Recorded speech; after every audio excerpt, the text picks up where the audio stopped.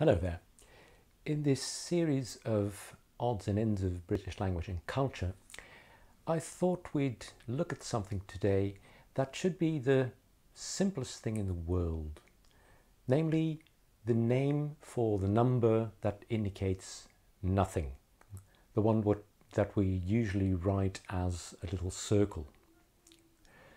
Indeed, you might think it's very unproblematic. The value of 1 minus 1, that should just be a name.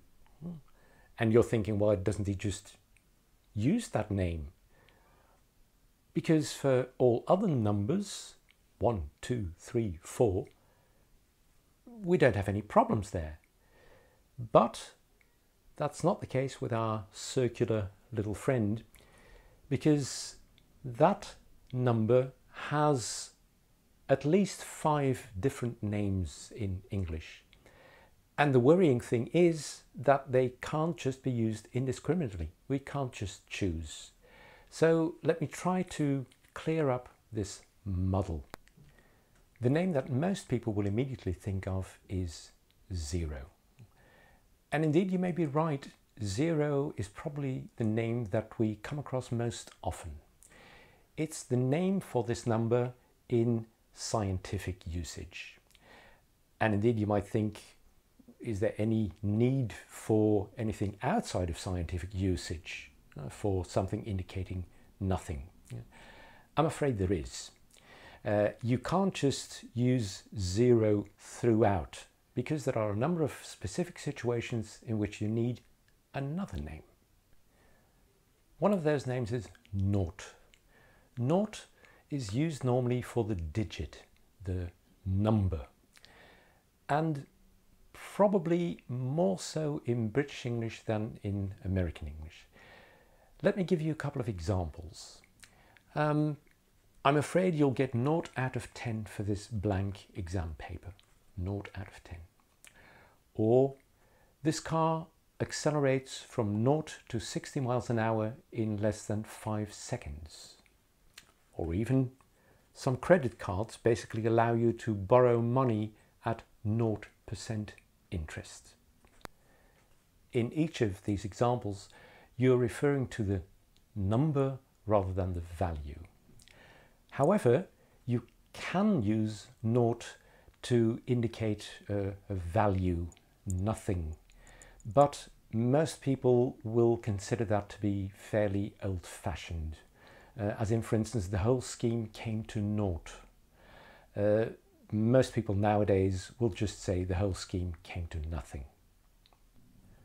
When you're spelling digits, for instance, giving a phone number or a code sequence, there definitely is a difference between British English and American English. In British English, generally O is used, whereas in American English, you're more likely to hear 0. For instance, if I'm saying my mobile phone number is 0722 406 007, or my uncle always uses his birthday as his PIN number, 0507. Another specific context that requires a different name for our number is sports, and more specifically team sports with a ball. Things like football, rugby. There, 0 is used to indicate an absence of a score. So no goals, no tries, no whatever they may be called.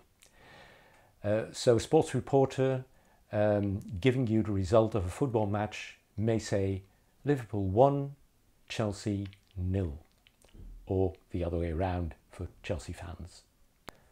Probably the most specialized and also strangest name for our number is love. And then we're specifically talking about tennis. Think of the scoreline 15 love. For completeness sake, we also have to mention null as the last name for our number. Its use is rarer, and it just means an absence of things, kind of emptiness. You're most likely to come across it in combination with another word, namely null and void.